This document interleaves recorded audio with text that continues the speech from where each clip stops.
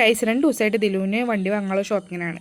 അപ്പോൾ ഞാൻ ആദ്യ ദിവസം പോയിട്ട് നോക്കിയിട്ട് വലിയ കാര്യത്തിലൊന്നും ഇഷ്ടമായില്ല. അപ്പോൾ വേറെ ദിവസം ഉമ്മാനെയും കൊണ്ട് ഇറങ്ങി. അപ്പോൾ ഡ്രസ്സും നോക്കണം എന്നുണ്ടായിരുന്നു. ദിലുവിന് 2, 3, 4, 5 വണ്ടികളുണ്ട്. എൻ്റെ ബ്രദേഴ്സും അതുപോലെ തന്നെ ഇക്കുവിൻ്റെ ബ്രദേഴ്സൊക്കെ ആയിട്ട് വാങ്ങിച്ചു കൊടുത്ത 4, 5 വണ്ടികൾ ഇരിക്കുന്നുണ്ട്. പക്ഷേ ഇക്കുവിൻ്റെ വകയായിട്ട് ഒന്നും വാങ്ങിച്ചു കൊടുക്കുമെന്നുള്ള ആഗ്രഹം കാരണം പിന്നെ ഡ്രസ്സുകളും ഉണ്ടായിരുന്നില്ല. അപ്പോൾ ഡ്രസ്സുകളൊക്കെ നോക്കി ഇറങ്ങിയിട്ടൊക്കെ പഴയ മോഡലായിരുന്നു. അങ്ങനെ വണ്ടിക്കടയിൽ കയറിയപ്പോൾ അവൻ്റെ കണ്ണ് കുരുക്കിയത് ഈ ഒരു ബുള്ളറ്റിലായിരുന്നു ഗൈസ്. ഇതിനെക്കാട്ടി വലിയൊരു ജീപ്പില്ല ഇലക്ട്രിക്കിൻ്റെ അത് എൻ്റെ ബ്രദർ വാങ്ങിച്ചു കൊടുത്തിട്ട് വീട്ടിലിരിക്കുന്നുണ്ട്. ഇത് മൈൻഡ് പോലും ചെയ്യണില്ല. പക്ഷെ ഇത് കണ്ടപ്പോൾ അവൻ ചാടി വീണു.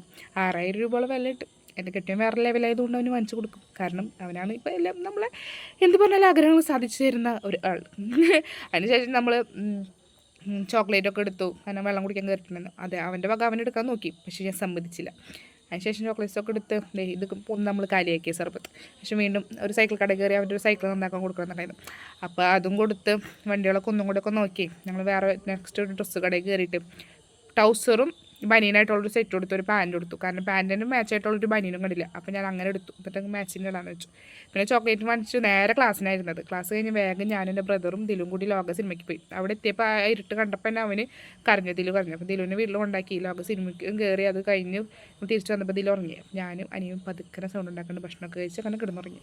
സൂപ്പർ സിനിമയായിരുന്നു ഗൈസ്. അപ്പോൾ ഓക്കെ ബൈ.